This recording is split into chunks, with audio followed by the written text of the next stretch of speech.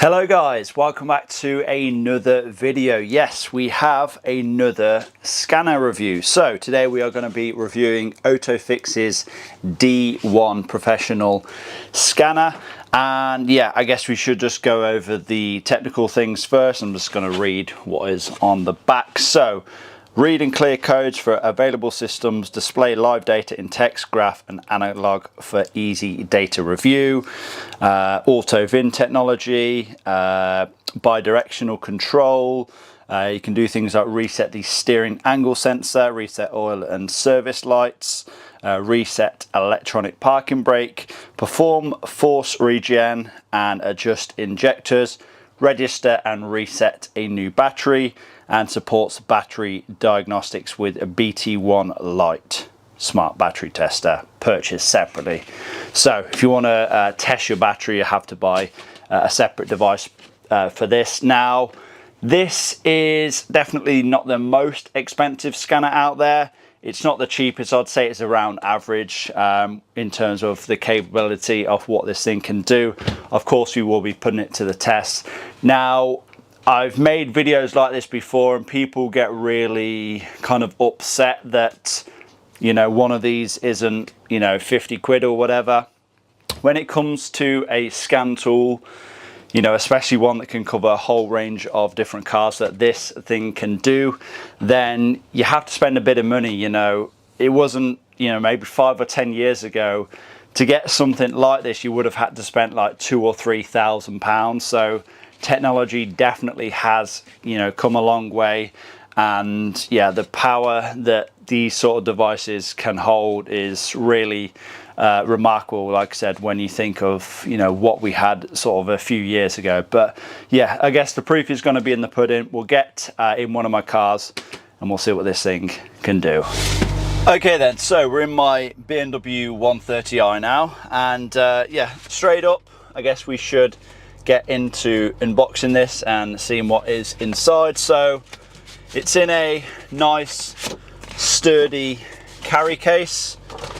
This is one of the, you know, things that you will get when it comes to a more premium scan tool. You know, if it's a cheaper one, you might just get it in a cloth bag or whatever, but this is a pretty heavy duty case and looks to be well laid out inside. Wow, I thought it was going to be a lot bigger than this, if I'm being honest. It's like a mini iPad. That's very thin as well. Yeah, I definitely thought it was going to be a lot bigger than this, a lot more chunky. Is that a bad thing? I don't know. It's lightweight. It seems sturdy enough, you know, it's kind of rubberized around the outside, so I'd imagine if you drop it, then it's not going to disintegrate upon impact. But yeah, I guess we really need to hook this thing up to the car and see what it's capable of. Now then, this device is completely wireless, I believe. So this is the dongle, whatever you want to call it. You plug this into the OBD2 port on your car. So I'm going to go ahead and do that first. And as you can see, that is now plugged in, and I guess we have a green light to tell us that it is in fact connected. The engine is running, by the way. You don't need to have your engine running, you just need to have the ignition on, but it's a bit warm out, so we have the air conditioning running. Let's see what else we have in the box. So I think this is just a plug connector, and then we have a USB charging block, I believe it is. So of course you will need to charge this, so whether or not it's going to have battery straight from the factory, I guess we'll find out. That's always good to see. So we have a charge on this already. OTOFIX, your friendly consultant. Okay, so I would imagine that this is Android based. Looks very much so like Android, which I'm going to be completely honest, I'm not the most clued up when it comes to Android. I'm more of an Apple guy. Yeah, we have a search functionality. I guess we will go to the settings just to make sure that it is in fact connected. Okay then, so managed to get the Bluetooth device connected, so we should be good to go now. Okay, so now that we're connected, I guess we should first go to diagnostics, and I guess we'll go BMW. Let's go manual selection, 1 Series, E87 of course. There we go, just came up with all of the car's information. Yes, of course we could have just done this automatically, just would have scanned the VIN and found our vehicle, but I just wanted to show you can do it manually as well. See the car's voltage as well, 14.5 volts, which is perfect. Of course the engine is running as I mentioned. System data loading. Okay, so it does seem to be loading quite slow. I guess that is kind of one of the drawbacks of, you know, being completely wireless. So I guess if we did want to, we could always, you know, plug it in and not do it via Bluetooth, but we'll let it do its thing. There we go then, so it's reading the modules now. It took about a minute to get to this stage, so I guess not too bad, but yeah, like I said, it'd probably be quite a bit quicker if we did have this plugged in. And it'd be interesting to see if it detects all of the modules in this car. I know this is only a BMW 1 Series, but we should have around 15 or so modules. So yeah, I guess first we'll just go to diagnostics, control unit. This is pretty typical. We'll just go to drive, DME, read codes. No fault codes detected, which is good of course. Let's look at live data. Let's look at, this is interesting because of course this is, you know, this does have VANOS, so we can look at the variable camshaft timing for the intake camshaft. Let's just give it a rev. These numbers should change. Yep, there we go. Huh, that's pretty cool. We have a gauge there. I have no idea if this is accurate, you know, so for example if it's in the red that's bad, if it's in the orange that's not so bad, and if it's somewhere in the blue it's okay. I have no idea if that's correct or not. I'd have to look at the figures, what sort of angle they are supposed to be at. But that's, you know, that's a cool cool thing to see, I guess. Operational smoothness value. So is this going to tell us about the injectors? Yeah, it should.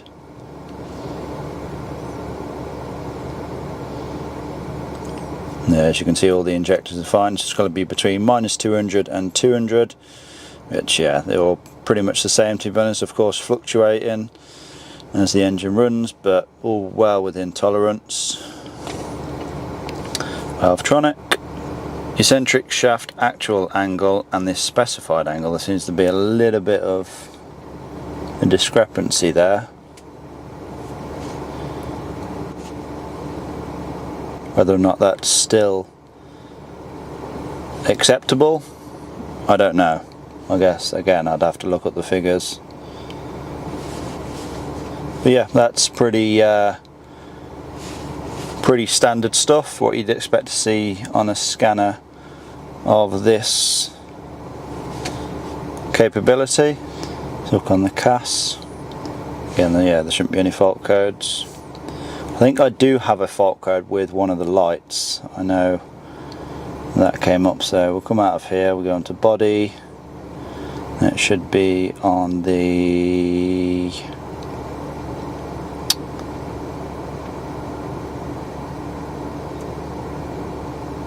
fit by module. Read codes. Yeah, there we go. So, right dipped beam faulty, left side marker lamp faulty, and number plate lamp faulty. That's interesting. I haven't really noticed them, you know, when I've checked over the car, so maybe they're just historic. So we will, I guess, clear them. Escape. I'll say erase codes.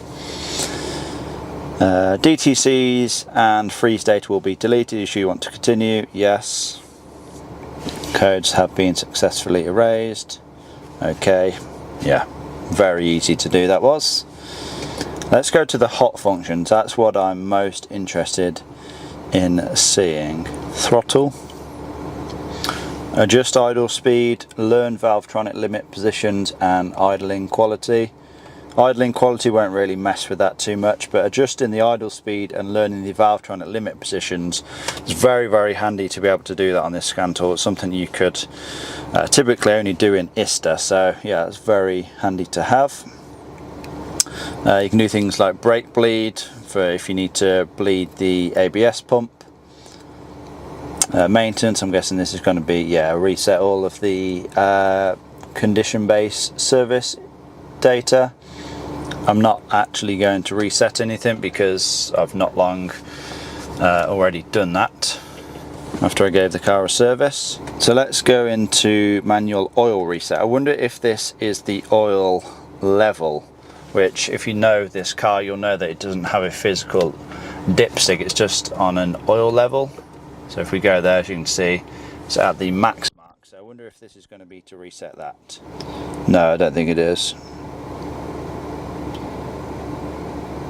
Yeah, no, this is just for the that's just for the oil change reset. It's not for the, you know, oil level reset. You can only do that on the car, I guess. Cylinder compression pressure. So I don't get why they have this on a scan tool. Of course, you're going to need a compression tester to do it anyway, but I guess if you have a digital compression tester, you can see the figures on here, so I guess that would be pretty cool to see. But yeah, it's not really what you may think it is in the beginning.